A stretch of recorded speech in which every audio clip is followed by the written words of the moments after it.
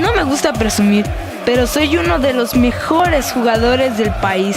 Cuando jugamos, todos quieren que sea su compañero. Pero ser el campeón invicto no es fácil. Requiere de horas de práctica y mucha concentración. Y por supuesto, siempre hay personas que no lo entienden, como mi mamá, que prefiere tenerme cenando con ella en lugar de dejarme practicar. Un día algo cambió y uno de mis amigos llevó una pelota y nos retó a hacer lo mismo que en el videojuego, solo que en la vida real. Entonces mi mamá nos mandó a jugar al estacionamiento, según ella, antes de que rompiéramos algo. Yo no quería jugar a eso y les ofrecí otros juegos de video, pero ni caso me hicieron. Y es que siendo honesto, en los juegos de verdad soy bastante torpe. Y lo que apuntaba a ser una tarde divertida, de pronto se convirtió en un día de terror, en el que recibí balonazos y me caí varias veces.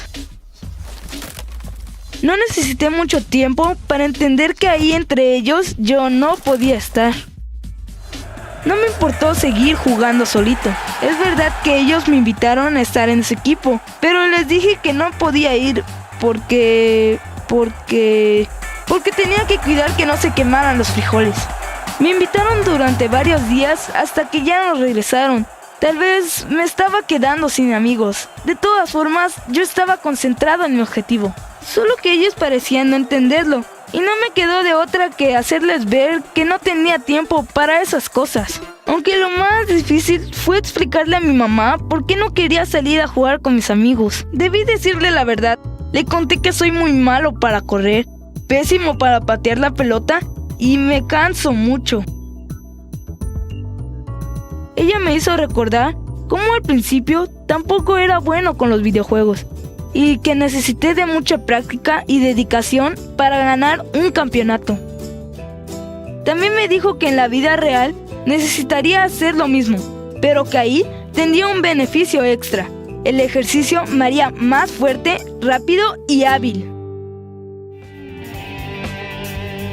Al principio no me fue muy bien, pero poco a poco fui mejorando. Ya no me cansaba tanto y hasta convencí a otros niños de hacer ejercicio con nosotros. Y aunque todavía no soy tan bueno como en los videojuegos, me siento mejor estando en movimiento.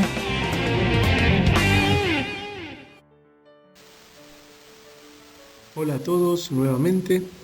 En esta oportunidad vamos a hablar cómo la actividad física va a participar de manera preventiva en una serie de patologías si es aplicada y dosificada de manera correcta desde la infancia y la adolescencia.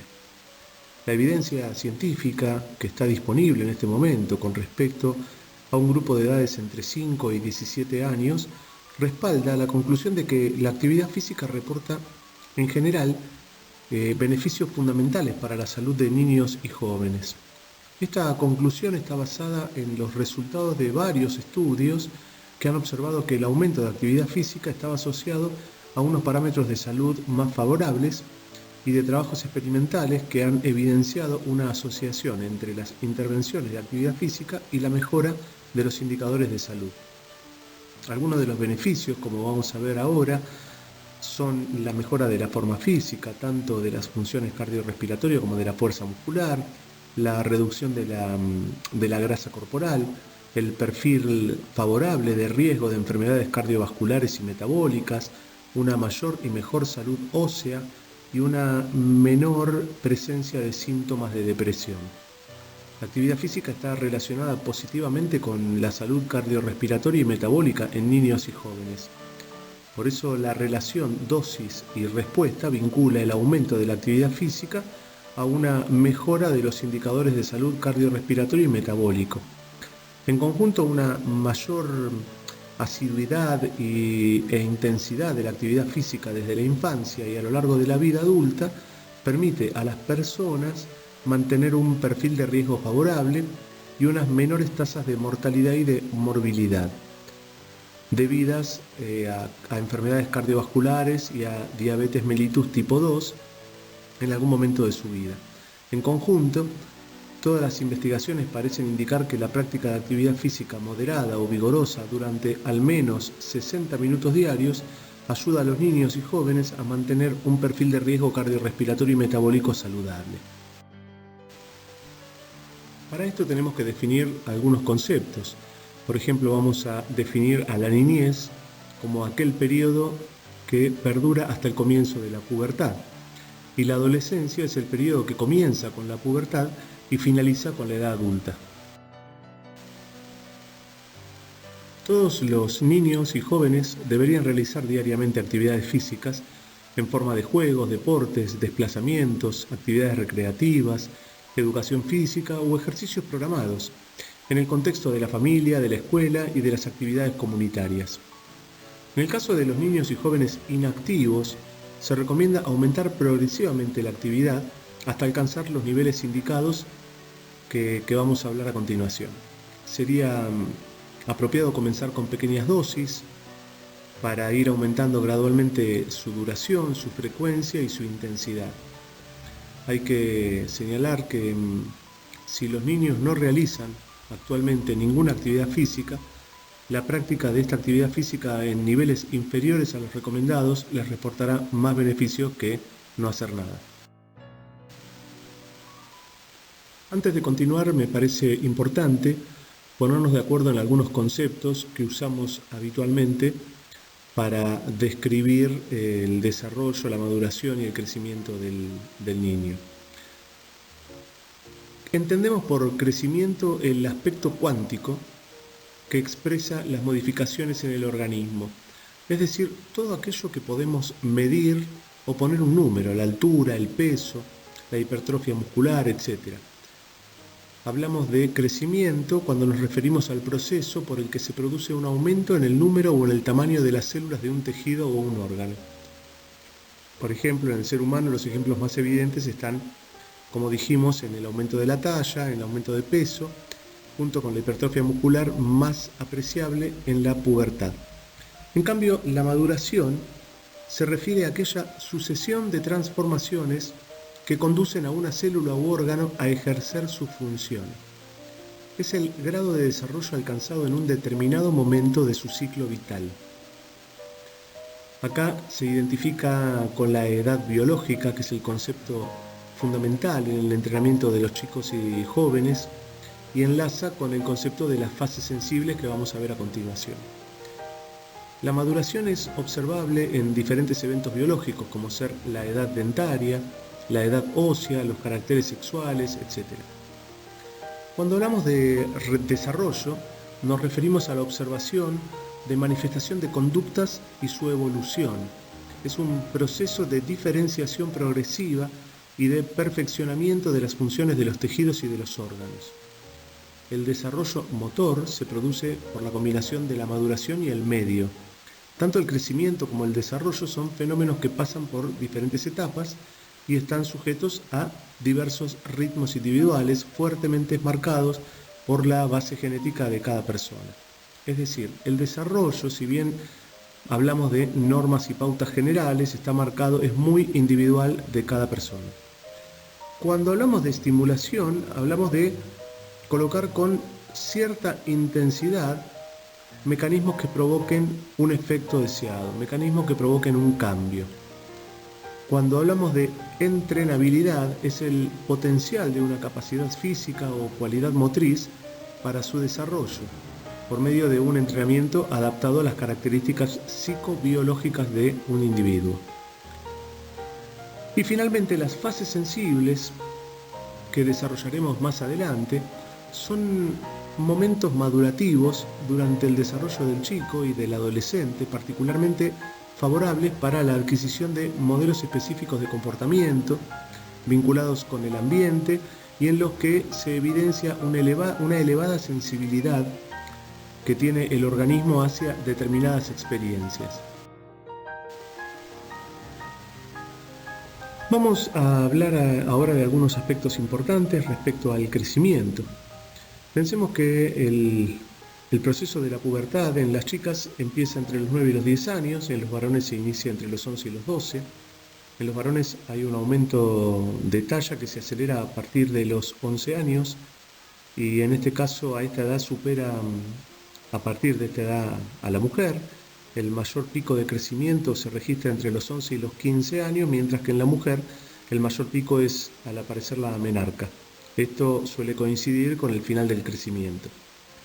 Las chicas presentan un crecimiento más pronunciado en el ancho de las caderas, mientras que los varones en el ancho de hombros. Además, las chicas presentan un mayor componente, un mayor porcentaje graso que los varones. En el varón predomina la fuerza y un menor contenido graso gracias a la acción de la testosterona. El varón también suele tener mayor cantidad de glóbulos rojos, hemoglobina y capacidad vital. Entre los 0 y los 6 años disminuye la velocidad de crecimiento de la masa encefálica. La cavidad bucal experimenta una variación al aumentar su volumen y disminuir su capacidad de succión a favor de las funciones de masticación y deglución. Hay crecimiento de los conductos nasales y nasofaringios, el cuello se torna menos corto y más delgado, el tórax se va tornando más parecido al del adulto, tienen un tipo respiratorio costal superior y de a poquito va cambiando su forma, su patrón respiratorio al del adulto. La frecuencia respiratoria tiene un promedio de entre 20 y 30 respiraciones por minuto, mientras que la frecuencia cardíaca tiene un promedio de 95 a 110 latidos por minuto. Ya después de los 6 años hasta los 12 años comienza un incremento más pronunciado del perímetro cefálico, el cuello es proporcionalmente más largo que en el periodo anterior, el tórax ya posee paredes más gruesas, la respiración se va tornando similar a la del adulto, tiene una frecuencia respiratoria entre 18 y 25 por minuto, hay aumento de las vísceras, aumento del tamaño, aumento del peso, aumento también del corazón, el cual sextuplica su peso. Ya en esta etapa la frecuencia cardíaca se va instalando entre 85 y 95 por minuto y la presión arterial entre 100 y 115 de sistólica. Hay mayor capacidad de transporte de oxígeno por los glóbulos rojos y la superficie corporal es menor que la del adulto, aunque tiene mayor flujo sanguíneo por kilogramo de peso. En líneas generales, podemos decir que suele haber un aumento de peso de 3 a 3,5 kilos por año y de 6 centímetros de estatura, siendo muy importante el crecimiento en los miembros inferiores. En relación a la maduración esquelética, la edad ósea se describe por el grado de maduración de los huesos de un chico y su medición se hace a través de la interpretación de indicadores de madurez, que son características radiográficamente visibles de los huesos que se someten a sucesivos cambios durante la maduración. La mayoría de los indicadores reflejan cómo se sustituye el cartílago por hueso, pero algunos indican el crecimiento del hueso en las superficies o en el subperiósteo del hueso, pudiendo existir diferencias en las tasas de crecimiento individuales, como por ejemplo en el esqueleto de los niños de la misma edad cronológica pueden observarse marcadas diferencias en la madurez. Por eso la edad esquelética no solo puede ser utilizada para determinar la edad biológica, sino que también ayuda a entender el potencial genético de crecimiento y de desarrollo de los niños. En consecuencia, su valoración puede cubrir todo el periodo de crecimiento desde el nacimiento hasta la madurez. Las técnicas para valorar esto implican exposición a rayos X, que por mínima que sea, no suele estar justificada a menos que estén indicadas por un médico que necesite comprobar algo y necesite de estas pruebas radiográficas. Como indicadores de madurez se toman los centros de dosificación individuales, ya que tienden a ocurrir y desarrollarse con regularidad en un orden definido. Las actividades físicas que conllevan un esfuerzo óseo mejoran tanto el contenido en minerales como la densidad de los huesos. Determinadas actividades de levantamiento de peso que influyen simultáneamente en la fuerza muscular son eficaces si se practican 3 o más días por semana. Para este grupo de edades, las actividades de esfuerzo óseo pueden formar parte de los juegos, carreras, vueltas, saltos, etc. Una de las formas más habituales para poder estimar el nivel de desarrollo es la utilización de la escala de Tanner para la maduración sexual. En esta escala lo más importante a considerar es el desarrollo genital. Respecto a los estadios de Tanner de maduración sexual, habla de dos evaluaciones, una respecto al pubis, en donde va desde sin vello pubiano hasta los genitales con vello igual que el adulto, ahí hay 5 estadios, y en el desarrollo mamario el primer estadio es una elevación de la papila, luego elevación de los senos, agrandamiento de la areola, y el último estadio es igual al de adulto pero de menor tamaño hasta que llega a la mama adulta. Concluimos que el crecimiento nos referimos a un cambio en las dimensiones, en cambio la maduración se refiere a un cambio en la estructura y la función. Estas dos cosas nos dan nuevas habilidades potenciales, lo cual nos va a permitir aprendizajes, y de esta manera el individuo, el niño en este caso, va a poder lograr una mejor adaptación al medio. ¿Por qué hacemos tanto hincapié en estos factores de riesgo que si estamos hablando de niños, ¿no? Bueno, porque los riesgos en la salud de los adultos es un asunto pediátrico claramente. La enfermedad coronaria del corazón, la hipertensión y la osteoporosis ocurren típicamente en la edad adulta, pero hay evidencias que cada vez más fuertes, particularmente con respecto a la enfermedad coronaria y la hipertensión, que estas enfermedades ya tienen antecedentes durante la niñez y la adolescencia. Probablemente hay una lógica y fuerte relación entre la obesidad adulta y la obesidad adolescente. Bueno, varias funciones fisiológicas que responden al entrenamiento también cambian en conjunto con el crecimiento o la maduración. Algunos de los cambios son, por ejemplo, una disminución en la frecuencia cardíaca, un incremento en la potencia muscular y la fuerza. Asimismo, varios de los factores de riesgo de la enfermedad cardíaca coronaria cambian con el crecimiento y la maduración, sin tener en cuenta el nivel de actividad de la persona. Los ejemplos son, por ejemplo, un incremento en la presión arterial, una reducción en el colesterol de alta densidad, el HDL. Esto ocurre durante la pubertad en los chicos, y una reducción de la sensibilidad a la insulina durante la pubertad y un incremento en la adiposidad durante la pubertad en las mujeres. Por esto es difícil de separar los cambios que son incluidos por una actividad física aumentada de aquellos que acompañan a la maduración por sí misma, especialmente si los grupos control no son equiparados por su edad biológica. El sobrepeso y la obesidad suponen actualmente un problema de salud de gran trascendencia que afecta tanto a adultos como a niños y adolescentes. Las consecuencias del exceso de grasa corporal son muy bien conocidas. Además, se ha demostrado que tener un exceso de peso a edades tempranas aumenta el riesgo de padecer enfermedades cardiovasculares futuras. Independientemente de la cantidad total de masa grasa que una persona posee, la forma como ésta se distribuye en el cuerpo es también relevante para la salud. Un exceso de grasa en la zona de tronco o en la zona abdominal, también conocida como obesidad central o obesidad abdominal o obesidad androide, esto lo vamos a ver cuando veamos síndrome metabólico, se asocia a una mayor incidencia de factores de riesgo cardiovasculares y de síndrome metabólico en chicos y adolescentes.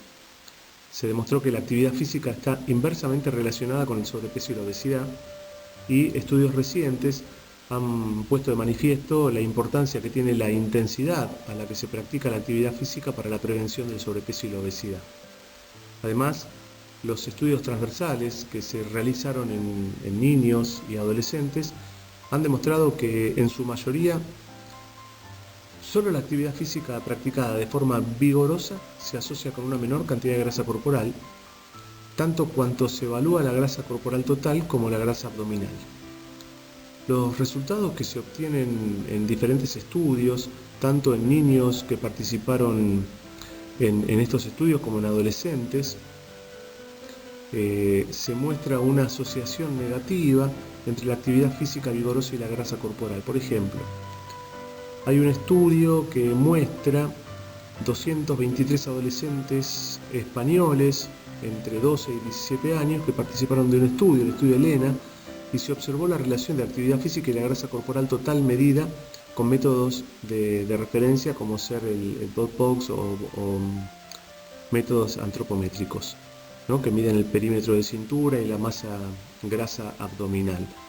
Los resultados mostraron que la actividad física vigorosa parece tener un mayor efecto sobre la grasa total y la grasa central que la actividad física de menor intensidad. Si bien esto es conocido, esto uno lo puede presumir o intuitivamente puede saber esto, bueno, es necesario y hace falta que esto esté demostrado con estudios. Además de este estudio podemos obtener otros resultados. Aunque existen diversos y sofisticados métodos para la evaluación de la grasa abdominal, el perímetro de cintura es un índice preciso y muy confiable para evaluar la grasa abdominal.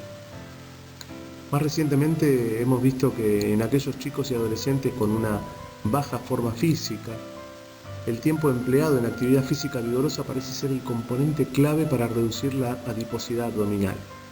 Además, cumplir con las actuales recomendaciones para la práctica de actividad física, ¿no? Al menos 60 minutos al día, como habíamos dicho, de una actividad física moderada o vigorosa, es suficiente para tener un porcentaje de grasa más saludable. Podemos concluir que existe suficiente evidencia científica como para afirmar una relación inversa entre el nivel de actividad física y la grasa corporal, y que esta relación es más consistente cuando se trata de actividad física de intensidad elevada comparada con la actividad física de menor intensidad. Sin embargo, en cualquier caso, tenemos que destacar el efecto positivo de la práctica regular de la actividad física con el fin de regular el equilibrio energético entre lo que el chico come y lo que gasta, así como contrabalancear el efecto negativo de un alto nivel de actividades sedentarias que en ocasiones, de forma inexorable, hay que realizar. En este sentido, cabe señalar la existencia de una asociación positiva entre el tiempo empleado en actividades sedentarias y la cantidad de grasa total y grasa abdominal. Y todo esto es independiente de la actividad realizada. Podemos afirmar, entonces, que aunque la actividad física vigorosa ejerce una fuerte y favorable influencia sobre la cantidad de grasa corporal, disminuir el tiempo dedicado a actividades sedentarias también es importante. Los jóvenes que tienen peso normal, que realizan una actividad física relativamente intensa, suelen presentar una menor adiposidad que los jóvenes menos activos. En los jóvenes con sobrepeso u obesos, las intervenciones que intensifican la actividad física suelen reportar efectos beneficiosos para la salud. La discusión que sigue se va a concentrar en aquellos que ya ocupan elevados percentiles de los respectivos factores de riesgo, por ejemplo la adiposidad.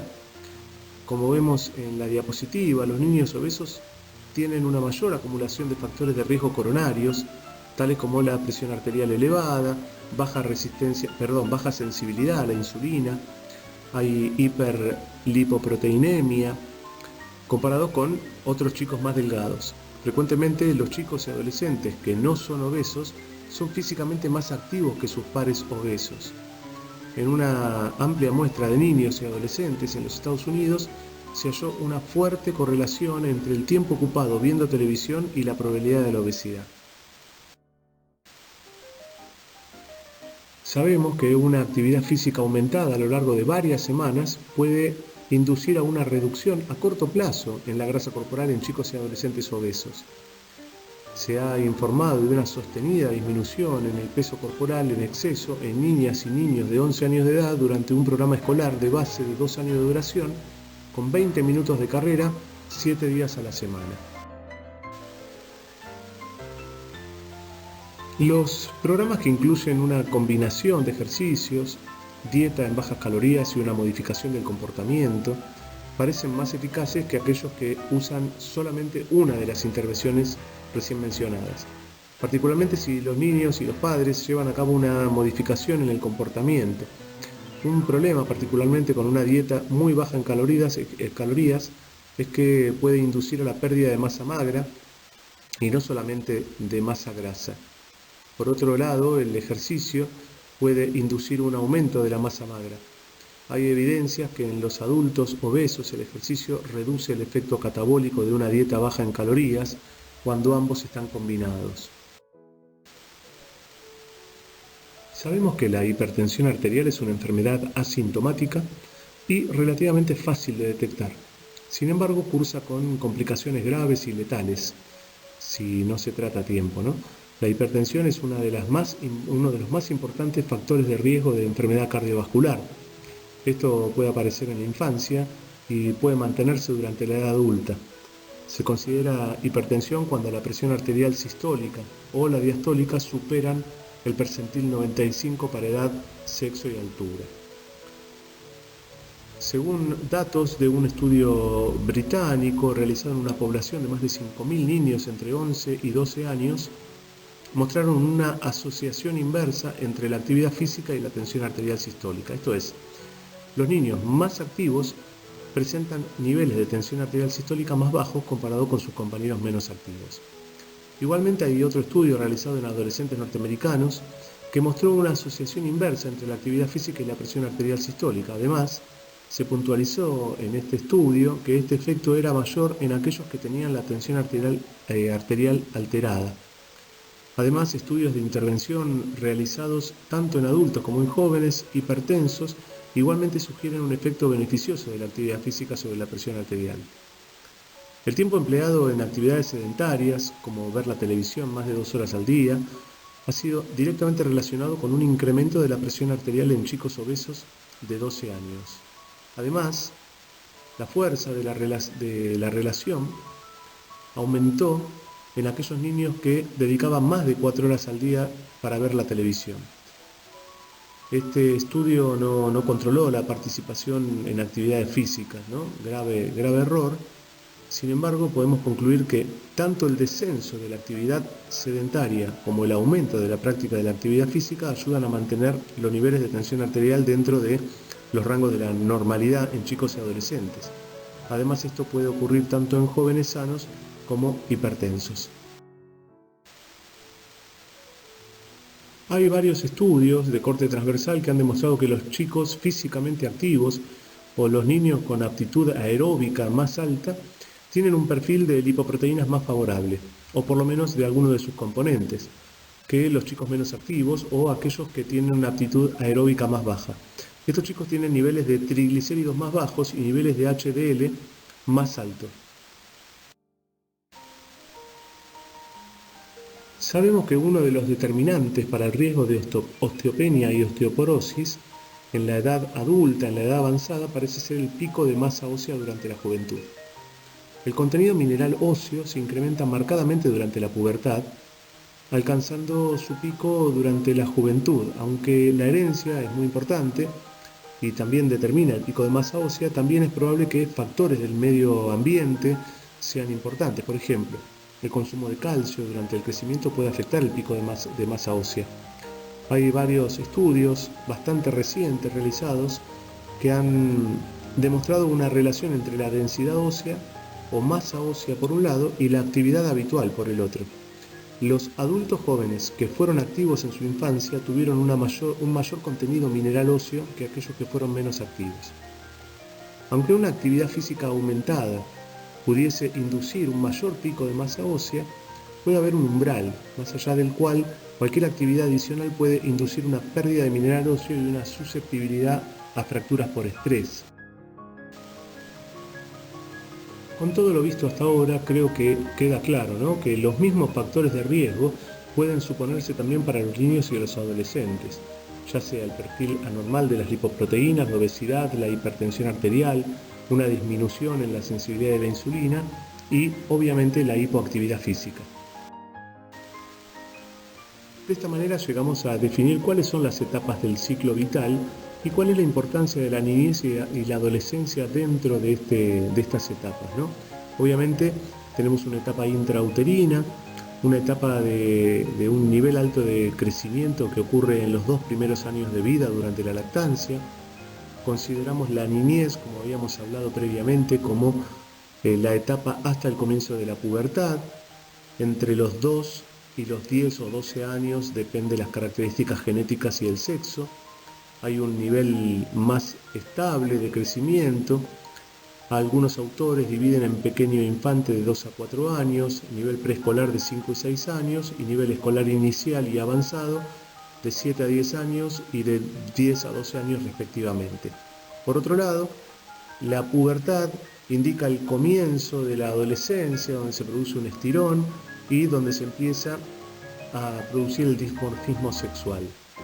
La adultez se considera aquella etapa en donde cesa el crecimiento y donde se pueden mantener algunas capacidades biomotoras, pero ya muchas de las cuales empiezan un claro decremento, excepto que se mantengan fundamentalmente mediante hábitos saludables, ¿no? Y luego hablamos de la vejez, en donde se produce una pérdida de la capacidad de reparación tisular y por eso el decremento de las capacidades biomotoras. Durante muchos años se consideró al niño como un adulto en miniatura. Hace ya varias décadas que se han establecido claras diferencias entre el chico y el adulto, por lo cual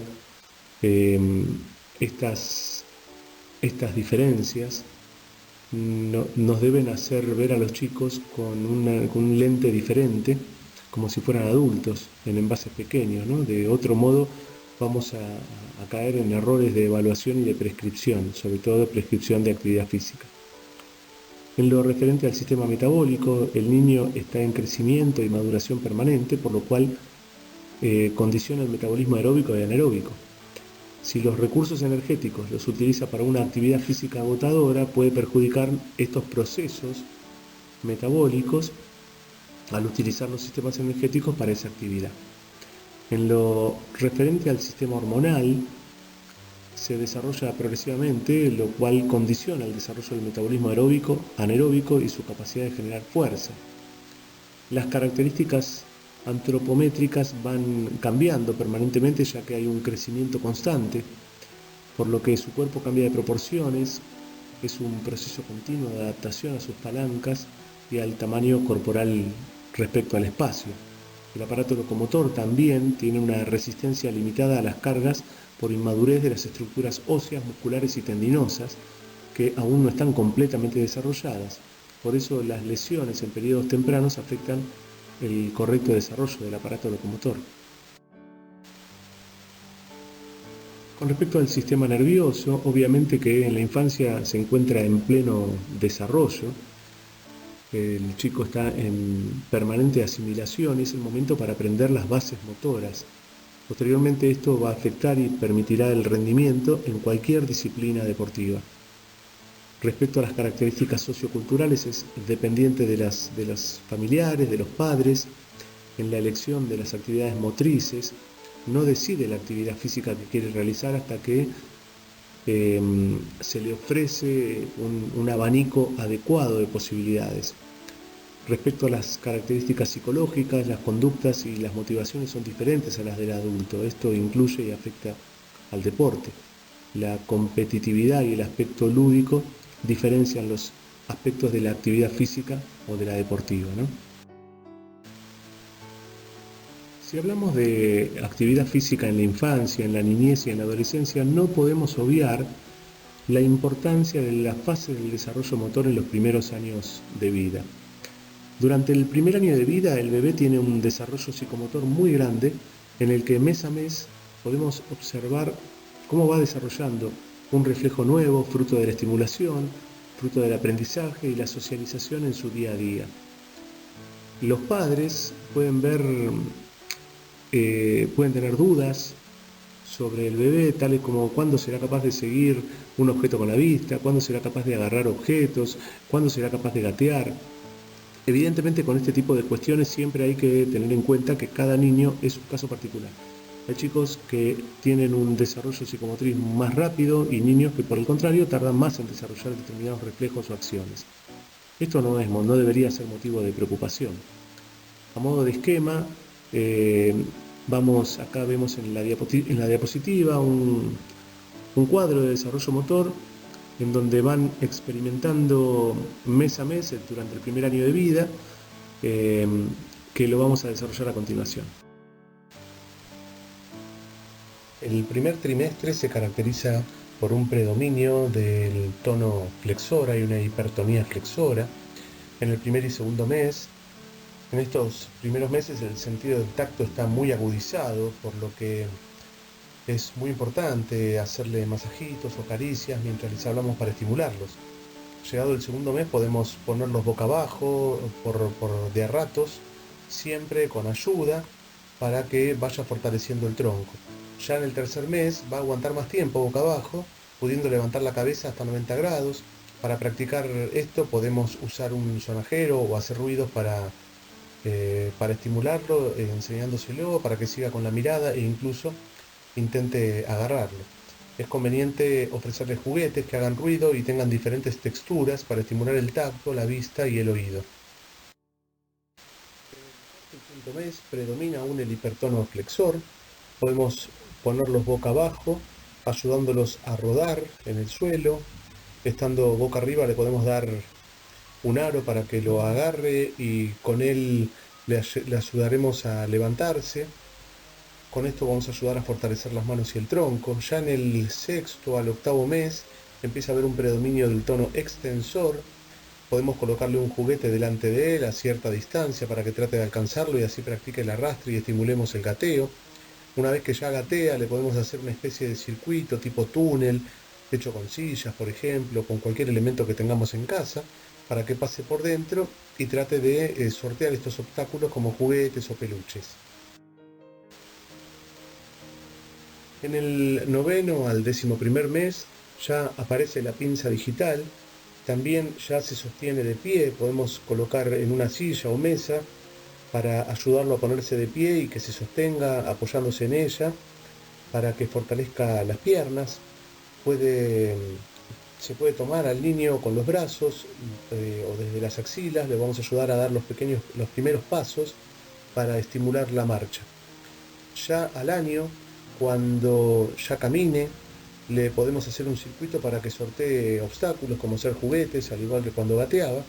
Estando de pie le podemos decir que agarre un juguete que se encuentre en el suelo para que ejercite él flexionando las piernas y el equilibrio al agacharse.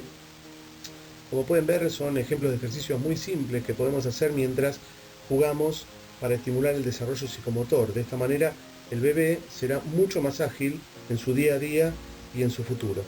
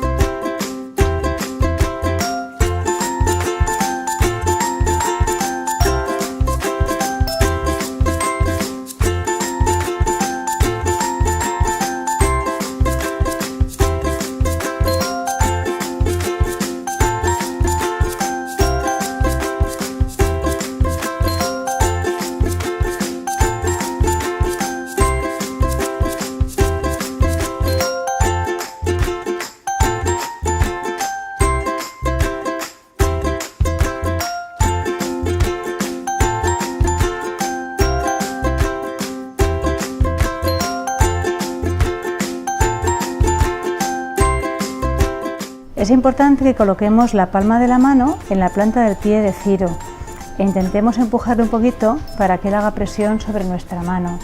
De esta forma lo podemos hacer con dos piernas a la vez o una pierna y luego la otra. Al mismo tiempo también intentaremos cogerle de las manitas y haremos círculos con los brazos.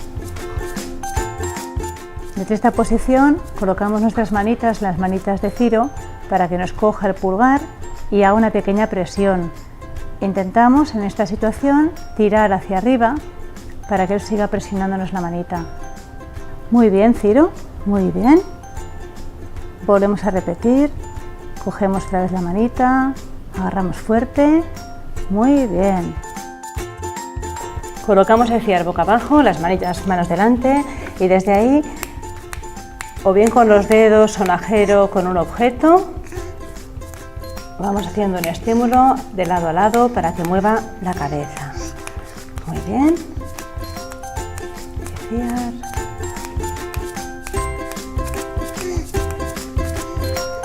Cambiamos de lado. Colocamos a Ciar boca abajo. Cogemos las manitas y desde ahí estimulamos un poco lo que es la espalda, el cuello y le ayudamos a que gire la cabeza hacia un lado y que la gire hacia el otro. Muy bien, hacia un lado y hacia el otro.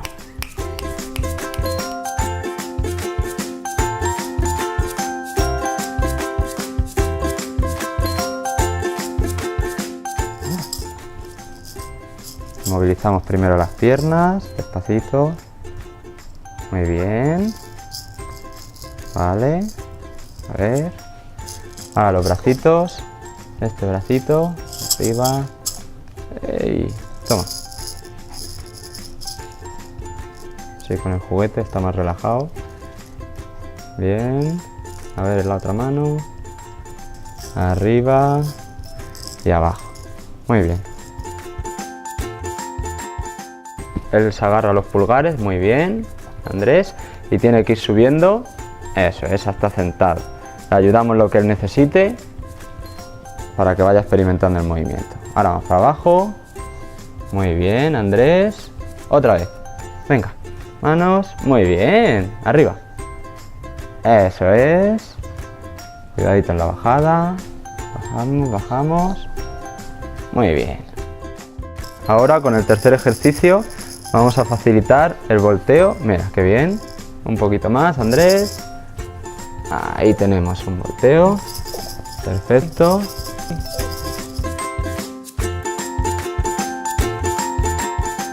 Y ahí, venga, ya terminas de darse la vuelta. Muy bien. Muy bien, Andrés. Mira, Andrés. ¿Te gusta este? Toma. Muy bien. A la otra manita. Muy bien. Muy bien. Ahí. Se pasa a la otra mano. Cogemos a Andrés por las axilas. Eso es. Y tenemos que subir por encima de nuestra cabeza. Llamamos un poquito su atención, Andrés. Mira, aquí. Intentamos que él nos siga con la mirada. Muy bien. Y ahora para la derecha, para la izquierda. Muy bien. A ver, cojo mejor. Derecha, izquierda. Muy bien.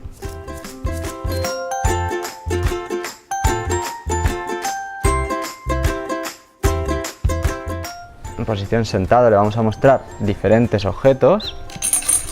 Muy bien. Para que él, eso es, lo siga. Muy bien, y así trabajamos la rotación de cuello voluntaria. Muy bien.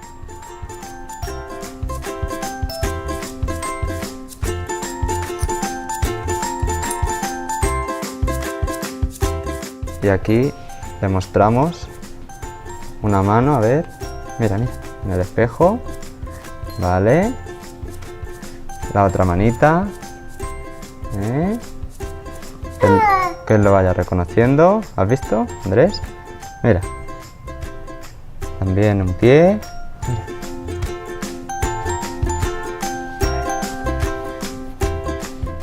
Mira, el pie. En el espejo, muy bien. Le vamos a poner de apoyo nuestras manos en las plantas de sus pies para que él sienta el apoyo y pueda intentar empujar con los dos pies para empezar a gatear. Aunque al principio no le salga, es importante que él sienta ahí el apoyo. ¿Ves? Ya va intentando un poquito levantar el culete para empujar. Luego hay variaciones que podemos hacer. Espera, vamos a poner un juguete aquí, a ver si así es más fácil. Luego, a medida de que le vaya saliendo, podemos ayudarle poniéndole una pierna adelante y otra un poquito más atrasada y dándole apoyo para que él pueda empujar.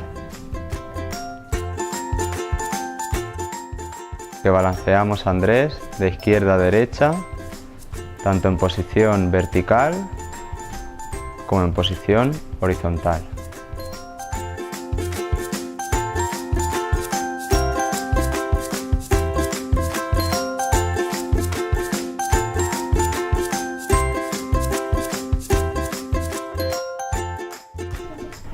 Samuel va andando ayudándose de la manita de su mamá o si no de Alexandra, su hermana. Samuel juega con la pelota intentando lanzarla, avanzando con ella, saltando por encima de ella, se sujeta al sofá. De esta manera no es consciente de que está caminando y trabaja su equilibrio.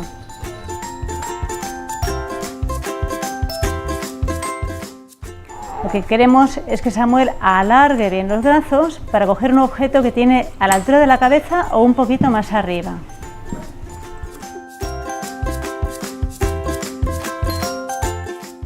Jugamos con Samuel para que él recorra el cuarto de la habitación, pateando, empujando juguetes, persiguiéndonos o persiguiéndoles nosotros a él.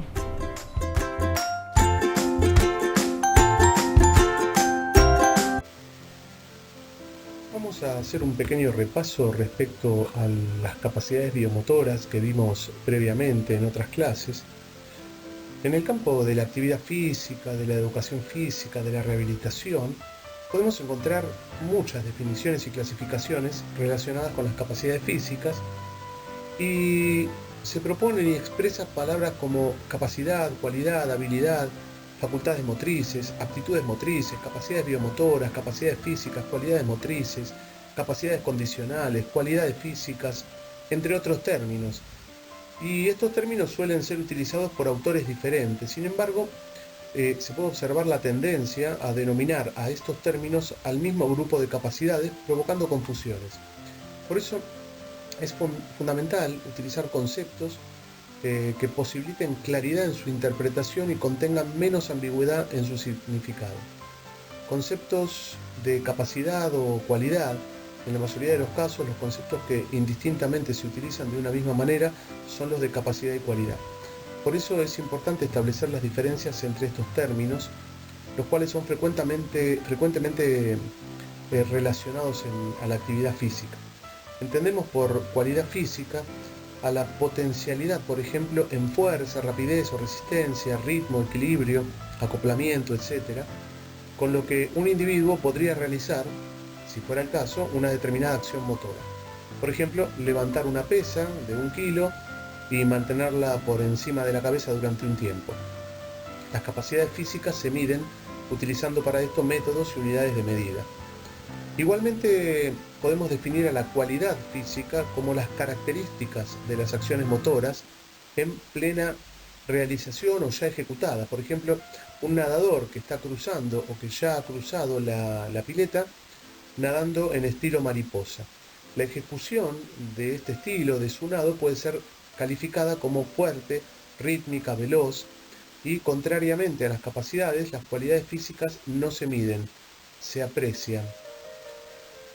De esta manera, las capacidades físicas se definen como las características individuales de la persona, determinadas en la condición física, y se fundamentan en las acciones mecánicas y en los procesos energéticos y metabólicos de rendimiento de la musculatura voluntaria. No implican situaciones de elaboración sensorial complejas. En el conjunto de los componentes de la motricidad, las capacidades físicas son las más fácilmente observables y se caracterizan porque se pueden medir, pues se concretan en función de los aspectos anatómicos funcionales. Además, se pueden desarrollar con el entrenamiento y la práctica sistemática y organizada del ejercicio físico. Las capacidades perceptivo-motrices implican todos los procesos sensoriales o perceptivos, es decir, las relaciones entre los movimientos voluntarios y la percepción de estímulos o información. Por lo tanto, estas capacidades posibilitan movimientos ajustados y organizados en relación a su entorno, lo que llamamos esterognosia, y con su propio cuerpo, o sea, la somatognosia. Se definen como componentes fundamentales del desarrollo perceptivo-motor. La corporalidad, la espacialidad y la temporalidad son elementos sobre los cuales se edifican la coordinación y el equilibrio. Se pueden expresar los componentes y la elaboración de las capacidades perceptivo-motrices en la estructura que está propuesta en esta diapositiva. Castanier y Camerino propusieron en 1992 esta definición sobre las capacidades perceptivo-motrices como el conjunto de capacidades directamente derivadas y dependientes del funcionamiento del sistema nervioso central.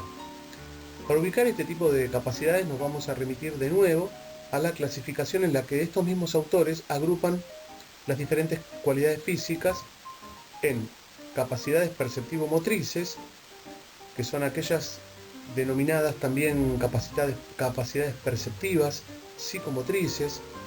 Según estos autores, las capacidades perceptivo-motrices básicas son la corporalidad, la espacialidad y la temporalidad. En la combinación de estas denominadas básicas van a surgir otras como la lateralidad, el ritmo, la estructuración espaciotemporal, el equilibrio y la coordinación. También tenemos capacidades físico-motrices como la resistencia, la fuerza, la velocidad y la flexibilidad o la amplitud de movimiento. Otras capacidades sociomotrices como la combinación de las capacidades sociomotrices surgen otras como el juego colectivo y la creación. Y las capacidades sensoriomotrices o sensomotrices, dentro de las cuales se incluyen las sensaciones exteroceptivas, propioceptivas e interoceptivas. Analicemos entonces brevemente estas capacidades perceptivo-motrices. Respecto al concepto de esquema corporal, Le Bouge en 1987 lo define como el conocimiento que tenemos de nuestro cuerpo, tanto en estático como en movimiento, en relación con sus diferentes partes y el espacio que lo rodea. Una mala o deficiente estructuración del esquema corporal puede manifestarse en tres planos. En un plano perceptivo, que es la dificultad en la percepción del mundo que les rodea; en un plano motor, que es una defectuosa coordinación y torpeza; y en el plano social, una dificultad en la relación con el medio. Acá se puede ver el fracaso escolar y el fracaso familiar. Los componentes del esquema corporal, la mayoría de los autores coinciden en que el conocimiento y el control del esquema corporal son la actitud, la relajación, la respiración y la lateralidad. Teniendo en cuenta este significado amplio, la noción de esquema corporal se diferencia además de los anteriores el componente de desarrollo sensorial, la coordinación, el equilibrio, la habilidad básica y percepción y estructuración temporal. Todos estos son componentes que vamos a analizar a continuación. Por ejemplo, el conocimiento del propio cuerpo. Según Pick y Bayer, en 1973 definieron que la educación del conocimiento y control del propio cuerpo la realiza en torno a dos niveles: a un nivel de conciencia y conocimiento corporal y a un nivel de control corporal. En el primero, el niño aprende a conocer las diferentes partes del cuerpo, mientras que en el segundo nivel le permite al niño llegar a la independización de sus movimientos y a la disponibilidad de su cuerpo con relación a la acción. Después tenemos la actitud. Por el término actitud tónica o tono se entiende a la tensión ligera a la que se haya sometido todo músculo en estado de reposo, un tono de sostén o tono de reposo, y que acompaña también a cualquier actitud postural, que es el tono de actitud, y una actitud cinética, que es el tono de acción o movimiento. Esta tensión puede ir a una contracción exagerada o hacia una descontracción, o sea, una hipotonía, siendo variable en cada músculo. También tenemos el concepto de relajación, que viene del latín, que significa relaxatio, significa acción y efecto de aflojar o soltar, con el objeto de buscar el estado de reposo muscular y mental. Algunos de los beneficios de la relajación son un estado de sedación muscular y mental, produce modificaciones que se pueden medir en las funciones vegetativas, y así vemos que la temperatura corporal baja, los ritmos cardíacos y respiratorios también bajan, se enlentecen. A modo de conseguir una buena educación para la actitud, facilita la percepción, el dominio del cuerpo y el control respiratorio. Respecto a la respiración, la podemos definir como una función mecánica y automática cuya misión es la de asimilar el oxígeno del aire para la nutrición de nuestros tejidos y desprender el dióxido de carbono, producto del metabolismo de los mismos. La respiración es un contenido al que se olvida con bastante frecuencia. Sin embargo, su trabajo nos puede beneficiar, por ejemplo, en modificar la frecuencia, modificar su ritmo. Podemos hacer inspiraciones cortas y expiraciones largas y viceversa, así como incrementar o disminuir los tiempos de apnea o de disnea. La voluntad puede suspender la función respiratoria durante unos segundos. Podemos mejorar estados de ansiedad, cansancio, incapacidad para una buena concentración. Más adelante vamos a hablar de la lateralidad como una capacidad perceptivo-motriz intermedia. Con respecto a la espacialidad, podemos definirlo como que es el proceso mediante el cual se perciben y se reconocen e incluso se representan mentalmente una serie de relaciones espaciales que van a facilitar la relación con el entorno. ¿Cuáles son los componentes de esta espacialidad? Bueno, la orientación espacial, que es la capacidad que tenemos para colocarnos con respecto a las cosas. Su evolución dura hasta los 6 años. Al conjunto de estas relaciones espaciales simples se las denominan relaciones topológicas: delante, detrás, arriba, abajo, derecha, izquierda, dentro, afuera, grande, pequeño, alto, bajo, etc. La organización espacial, cuando el niño empieza a entender la situación relativa entre dos objetos, por ejemplo, una relación de tipo bidimensional, se establece en esta etapa, a partir de los 6 años, lo que es entre, en medio, a la derecha de, a la izquierda, en el centro, la esquina, el concepto de perpendicularidad, etc. En relación a la estructuración espacial, es la capacidad de orientar y organizar los datos del mundo exterior y los del fruto de la imaginación. Son relaciones de tipo tridimensionales y permiten que el chico adquiera nociones de volumen. El concepto de temporalidad se define como el conjunto de acontecimientos que siguen un orden o distribución cronológica y una duración cuantitativa del tiempo transcurrido entre los límites de dichos acontecimientos. El chico inicia una acción motriz y debe prever su duración, la distribución de los componentes en el tiempo, el ritmo de ejecución óptimo, etc. Los componentes de la temporalidad son la percepción temporal u orientación temporal, que es la capacidad de percibir las relaciones temporales, apreciar la velocidad y los ritmos, y el ajuste motor o estructuración espacial, que se centra en reproducir un movimiento a una velocidad o ritmo concreto. La lateralidad se define como el dominio funcional de un lado del cuerpo sobre el otro, manifestándose en la preferencia que tienen los individuos de servirse selectivamente de un miembro determinado para realizar operaciones que requieren de precisión o habilidad. Existen varios tipos de lateralidad. Según Ortega y Blázquez en 1982 definieron a la dextralidad, al diestro, a la zurdería, al ambidiestro, la lateralidad cruzada, la zurdería contrariada, etc. La capacidad rítmica o ritmo es la capacidad de comprender y registrar los cambios dinámicos característicos en una secuencia de movimiento para llevarlos a cabo durante la ejecución motriz. El equilibrio es el estado en el que todas las fuerzas que actúan sobre el cuerpo están compensadas, de tal forma que el cuerpo se mantiene en una posición deseada o es capaz de avanzar según el movimiento deseado.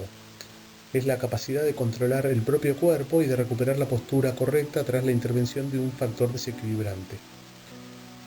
Podemos clasificar al equilibrio según diferentes autores como estable o inestable. El equilibrio estable es si el cuerpo, siendo apartado de su posición de equilibrio, vuelve al puesto en que antes tenía por efecto de la gravedad.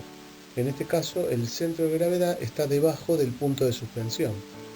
Un equilibrio inestable es aquel que si el cuerpo, siendo apartado de su posición de equilibrio, se aleja por efecto de la gravedad. En este caso, el centro de gravedad está más arriba del punto o el eje de suspensión. También tenemos el equilibrio indiferente, que es si el cuerpo, siendo movido, queda en equilibrio en cualquier posición. En este caso, el centro de gravedad coincide con el punto de suspensión. Y equilibrio hiperestable, que es el que se produce cuando el centro de gravedad se encuentra por debajo de la base de sustentación. También otros autores hablan de equilibrio estático y dinámico: estático cuando el cuerpo sostiene una determinada posición, y el dinámico cuando podemos observar establemente una postura al realizar un desplazamiento. La coordinación, como habíamos dicho, es donde coinciden todas las capacidades biomotoras y, según algunos autores, es lo que crea una buena organización durante la ejecución de los gestos motores y es la capacidad de regular de forma precisa la intervención del propio cuerpo en la ejecución de la acción justa y necesaria según la acción motriz que queremos realizar. También hay autores que clasifican la coordinación en diferentes tipos, en función de si interviene el cuerpo en su totalidad, la acción motriz o una parte determinada. Podemos observar la coordinación dinámica general, la coordinación oculosegmentaria, oculopédica, en función de la relación muscular, ya sea interna o externa. La coordinación puede ser intermuscular o intramuscular, como habíamos visto, etc. De esta manera hicimos un brevísimo repaso de las capacidades perceptivo-motrices fundamentales en el desarrollo de los primeros años de vida del niño, que van a verse reflejado en el desarrollo motor posterior. Veamos ahora cuáles son las ventajas de la realización de actividad física y un entrenamiento organizado temprano. Las actividades de los chicos en la primera edad escolar deben caracterizarse únicamente por el conjunto de gestos que la determinan. Si los gestos son lo suficientemente proporcionales a las capacidades de cada uno y se los propone de manera que interesen y diviertan, entonces habremos logrado el objetivo. Un entrenamiento intensivo precoz es totalmente erróneo y está muy alejado de las necesidades biológicas y psicológicas de los chicos. El aprendizaje prematuro, que produce rápidos aumentos de rendimiento, suele ser antieconómico e inútil, ya que fija actitudes y estereotipos dinámicos primitivos que traen como consecuencia posteriores estancamientos y desarrollos insuficientes en etapas posteriores. El concepto de rendimiento-salud debe asociarse hacia el desarrollo integral del chico y estar sustentado en un proceso pedagógico progresivo, sistemático y variable. El responsable de aplicar actividad física en los chicos y controlar el aprendizaje debe evitar que el niño se queme en las acciones de este aprendizaje, ya que de esta forma reduciríamos mucho su vida deportiva. No siempre la madurez necesaria para iniciar una disciplina deportiva es básicamente la madurez biológica, sino la psicológica, y estas no siempre coinciden totalmente en una edad evolutiva. Por eso es necesario crear una metodología del entrenamiento del chico. Un entrenamiento para los niños, es decir, un entrenamiento de adquisición y de desarrollo de actitudes motrices que se diferencie del entrenamiento de alto rendimiento. No se trata de eliminar el entrenamiento de la educación, sino que no contraiga por sus métodos los fines de la misma. Hay que empezar paulatinamente con el desarrollo de las cualidades físicas, siendo las más convenientes la capacidad aeróbica, la amplitud de movimiento, la fuerza dinámica, la resistencia muscular, las capacidades psicomotrices o coordinativas, el tiempo de reacción y la velocidad gestual, entre otras. Podemos ver en la diapositiva algunas ventajas del entrenamiento temprano y las podemos clasificar en tres grandes grupos: ventajas de carácter físico, ventajas de carácter específicamente deportivo y ventajas de carácter psicosocial. Según lo que venimos hablando, de que el entrenamiento solo puede aportar ventajas psicofísicas al desarrollo y a la evolución de los chicos, podemos describir riesgos que se pueden derivar de la aplicación de determinados sistemas, métodos y técnicas de forma temprana y sin respetar las etapas de crecimiento normal del niño. Estos riesgos están expuestos en la diapositiva y, del mismo modo que ocurría con las ventajas, podemos establecer tres grupos: riesgos derivados de la sobrecarga del entrenamiento, riesgos por manipulación y desadaptación social y riesgos metodológicos y trastornos del aprendizaje. De esta manera, para poder determinar una correcta aplicación de estímulos para un entrenamiento temprano, tenemos que definir el concepto de fases sensibles, y entendemos como fases sensibles a estos periodos posteriores a etapas de maduración rápida a nivel morfofuncional que hacen que se establezcan condiciones especialmente favorables para el entrenamiento de ciertas capacidades biomotoras. Algunas recomendaciones sobre las fases sensibles: a los 10 años encontramos la fase sensible de la coordinación. Entre los 6 y los 12 años, el desarrollo de las capacidades perceptivo-motrices.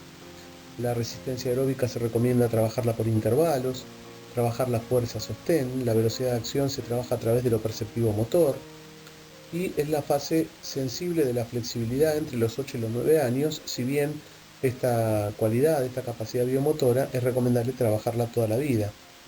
Entre los 11 y los 12 años es la etapa de elección deportiva, es la fase sensible de la resistencia aeróbica, más precisamente entre los 11 y los 14 años. La fuerza se entrena con el propio peso en busca del desarrollo muscular armónico y a través de la coordinación intermuscular. Entre los 12 y los 14 años, el sistema aeróbico ya completó su maduración, la vía anaeróbica no aparece hasta la pubertad y se debe crear una base aeróbica para poder soportar luego cargas de velocidad o de resistencia anaeróbica. La fuerza se caracteriza por la coordinación en actividades gestuales de mayor complejidad, pudiendo diferenciar entre fuerza-velocidad y fuerza-resistencia. La flexibilidad hay que mantenerla con trabajos durante toda la vida, como les dije, ya que empieza a decrecer constantemente con el tiempo. Como objetivos preventivos hay que poseer un alto grado de flexibilidad en sitios claves como la columna, los hombros, la cadera y las rodillas. La pérdida de la concientización corporal va a provocar grandes fallas en la coordinación. Entre los 14 y los 17 años hay un rendimiento físico al entrenamiento periodizado, es recomendable ya el entrenamiento deportivo específico y es la etapa sensible de la resistencia anaeróbica. Respecto a la resistencia anaeróbica láctica, aparece aproximadamente entre los 12 y los 13 años y la láctica a partir de los 14-15 años. Esto tiene que ver con el desarrollo y la maduración de las enzimas que participan en estos metabolismos.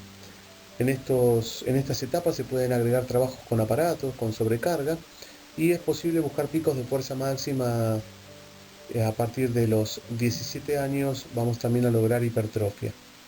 Esta etapa es la etapa sensible de la velocidad de desplazamiento y gestual. En este cuadro resumen vemos la evolución de las fases sensibles y la especialización deportiva, el alto rendimiento está recomendado a partir de los 18 años.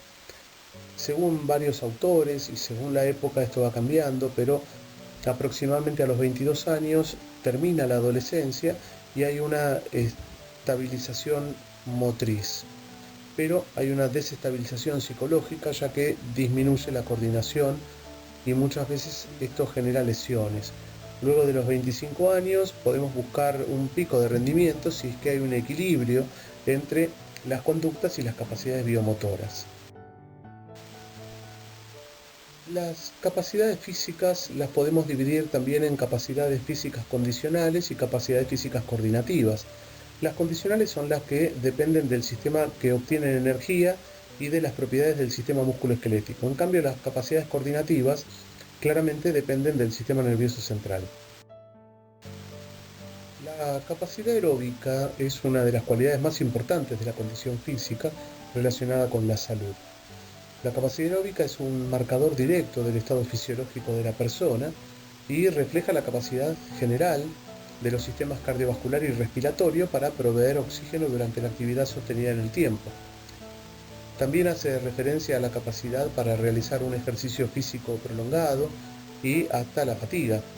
La capacidad aeróbica se ha asociado inversamente con distintos parámetros de salud en los jóvenes, tales como el perfil lipídico, la resistencia a la insulina, la masa grasa, parámetros relacionados con el síndrome metabólico y la presión arterial. Tener un nivel medio alto de capacidad aeróbica durante la infancia y la adolescencia se asocia con un mejor perfil cardiovascular en la edad adulta. Los adultos con un elevado nivel de actividad aeróbica disminuyen el riesgo de desarrollar enfermedades cardiovasculares y aumentan la esperanza de vida. La actividad física de alta intensidad está asociada, según muchos estudios, con una alta capacidad aeróbica. Hay estudios que han demostrado que las niñas que cumplen las recomendaciones actuales de actividad física, es decir, al menos 60 minutos al día de moderada a vigorosa intensidad, presentan 3 veces más probabilidad de tener un nivel de capacidad aeróbica alto que aquellas que no cumplían tales recomendaciones.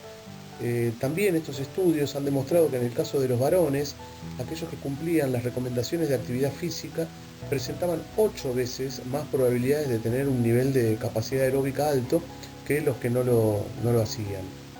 Entonces, podemos llegar a la conclusión que la actividad física de intensidad vigorosa se asocia de una forma más evidente con la capacidad aeróbica que las actividades de menos intensidad de los niños y adolescentes.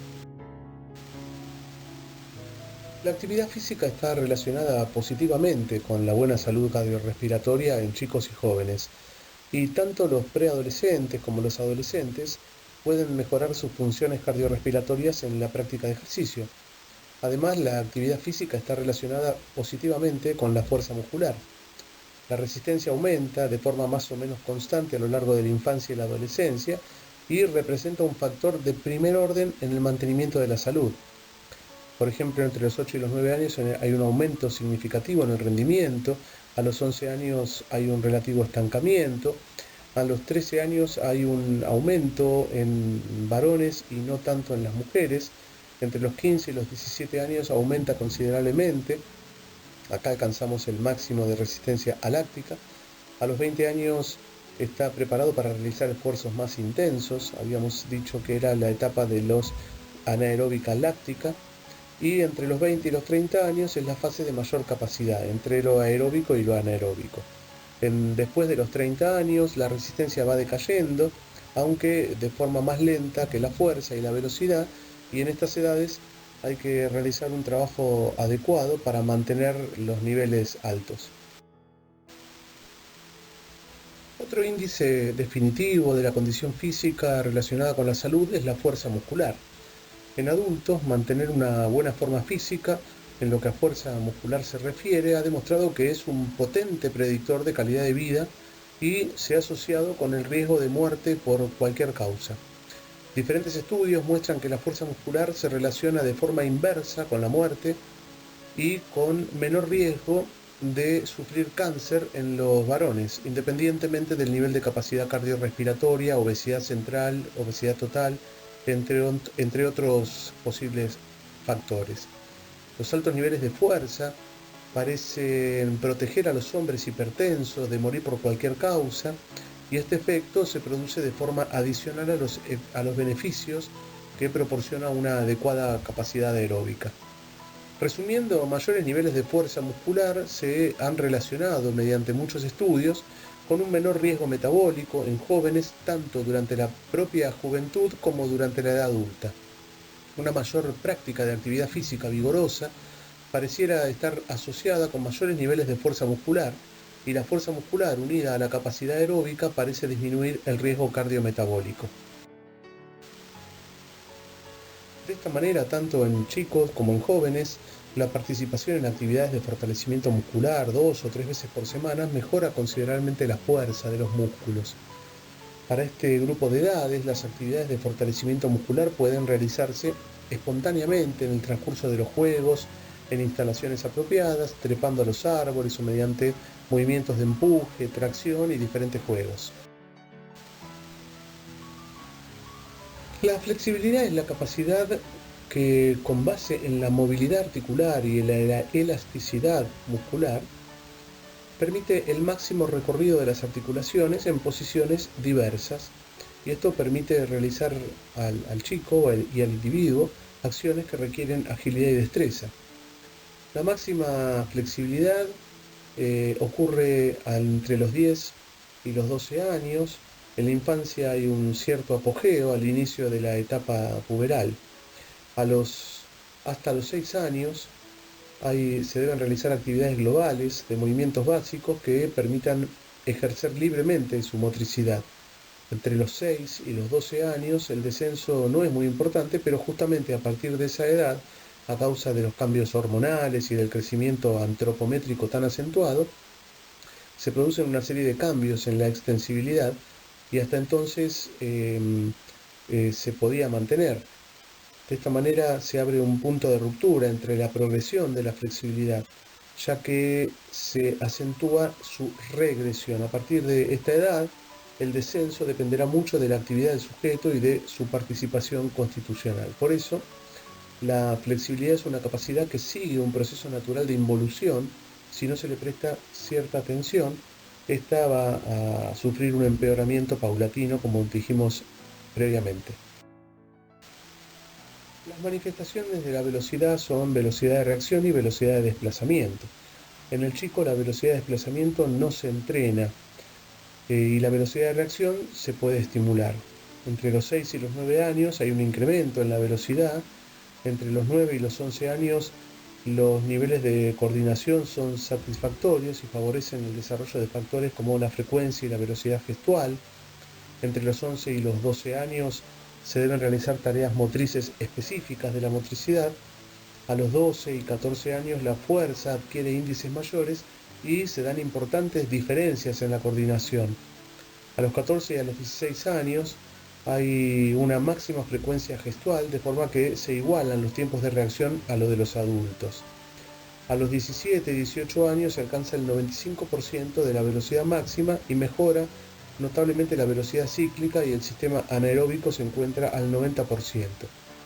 A partir de esta edad, entre los 17 y 18 años, se estabiliza el desarrollo de la velocidad y en torno a los 25 años comienza a bajar si no se mantienen los entrenamientos de esta capacidad, ¿no?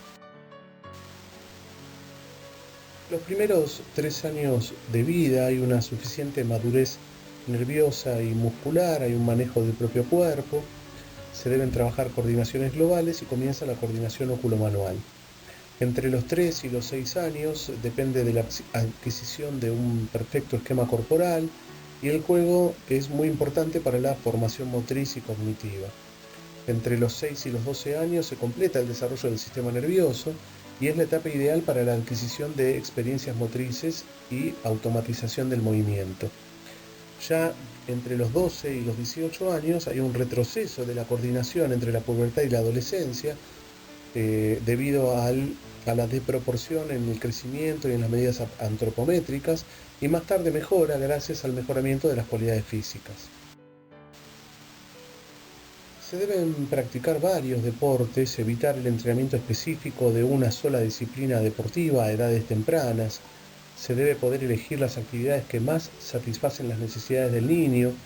Debemos realizar las actividades agrupando a los chicos por edad, por peso y por talla, y en lo posible con el grado de madurez psicofísica y el nivel de destreza en el deporte elegido. De acuerdo a lo que vimos previamente, en los deportes en donde interviene la fuerza, la velocidad y la potencia, lo más lógico sería hacer competir a los chicos de acuerdo a su edad esquelética. Esto sería más justo y más seguro. Con el objeto de mejorar las funciones cardiorrespiratorias, la buena forma muscular, la salud ósea y los biomarcadores cardiovasculares y metabólicos, se recomienda, por un lado, que los niveles de actividad física para los niños y jóvenes se añadirán a las actividades físicas realizadas en el transcurso de la actividad diaria habitual, no recreativa. Por otro lado, todos los niños y jóvenes deberían realizar diariamente actividades físicas en forma de juego, deportes, desplazamientos, actividades recreativas, educación física o bien ejercicios programados, siempre en el contexto de la familia, la escuela y las actividades comunitarias. También en el caso de los niños y jóvenes inactivos, se recomienda aumentar progresivamente la actividad hasta alcanzar los niveles indicados y también sería apropiado comenzar con pequeñas dosis de actividad para ir aumentando gradualmente su duración, frecuencia e intensidad. También es importante recordar que si los niños no realizan actualmente ninguna actividad física, la práctica de esta en niveles inferiores a los que recomendamos siempre va a reportar más beneficios que la inactividad. Hay evidencia concluyente de que la actividad física frecuente mejora sustancialmente la forma física y el estado de salud de los niños y jóvenes. En comparación con los chicos y jóvenes inactivos, los que hacen ejercicio presentan un mejor estado cardiorrespiratorio y mayor resistencia muscular, una mejora de su salud y está suficientemente documentado que presentan menor grasa corporal, un perfil de riesgo de enfermedad cardiovascular y metabólica mucho más favorable, una mejor salud ósea y una menor presencia de síntomas de ansiedad y de depresión. La actividad aeróbica debería constituir la mayor parte de la actividad física diaria libremente escogida, y estas recomendaciones representan el objetivo mínimo de la actividad física diaria para mejorar la salud. Por eso los niños entre los 5 y los 17 años deberían acumular, como dijimos, un mínimo de 60 minutos diarios de actividad física moderada o vigorosa. La actividad física durante más de 60 minutos también reporta beneficios adicionales para la salud. Esta actividad física diaria debería ser en su mayor parte aeróbica, como dijimos, y convendría incorporar actividades vigorosas en particular para favorecer los músculos y los huesos, como mínimo 3 veces por semana. Además de todo lo dicho, también es importante reducir el tiempo empleado en actividades sedentarias, como aumentar la cantidad de actividad física total. Por eso las recomendaciones generales insisten en la combinación de actividad de ejercicio aeróbico y de fortalecimiento muscular. Muchas gracias. Es necesario cuidar bien nuestro cuerpo. Para esto debemos hacer ejercicio físico y alimentarnos de manera adecuada. Además, tener en cuenta los factores que influyen en nuestro bienestar y visitar al médico cada vez que se requiera. Hola niñas.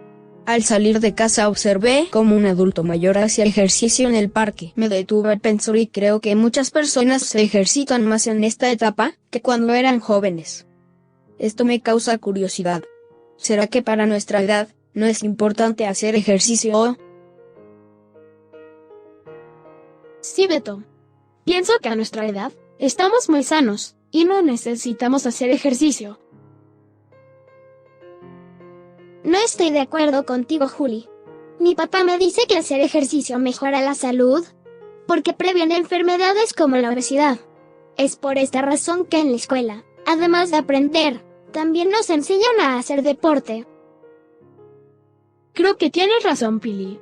Todos necesitamos ejercitar nuestro cuerpo. Les propongo que practiquemos un deporte, por lo menos 3 veces a la semana, no solo para divertirnos, sino también para tener beneficios en nuestra salud. Aprovechemos que somos niños y que estamos en la edad para hacer del ejercicio un hábito de vida. Pero es importante tener las precauciones necesarias. Por ejemplo, hacer estiramientos y calentamientos para evitar que nos lesionemos o nos den calambres. Niñas, es una excelente idea. Ahora estaremos muy sanos. Pienso igual que ustedes. Todos necesitamos hacer ejercicio físico. Le diré a mi papá que también haga deporte conmigo y que tomemos agua para no deshidratarnos. Muy bien. Ya sabemos que hacer ejercicio es bueno para nuestra salud, y más aún cuando somos jóvenes. Así que desde ahora haz ejercicio y aliméntate bien. Nos vemos en otra oportunidad.